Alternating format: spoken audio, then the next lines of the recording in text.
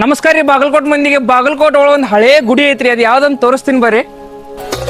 ಮುಡಿದ ಮಲ್ಲಿಗೆ ಹೂ ಮುಡಿಯಿಂದ ಊದೋರುತ್ತ, ಮುಡಿದ ಮಲ್ಲಿಗೆ ಹೂ ಮುಡಿಯಿಂದ ಊದೋರುತ್ತ, ಒಡೆಯ ಶ್ರೀ ಪುರಂದರ ವಿಠಲನ ರಾಣಿ, ಒಡೆಯ ಶ್ರೀ ಪುರಂದರ ವಿಠಲನ ರಾಮ ತುಳಸಿ ಕೋಮಲವೇಣಿ ನೀಲವರ್ಣನಾರಾಣಿ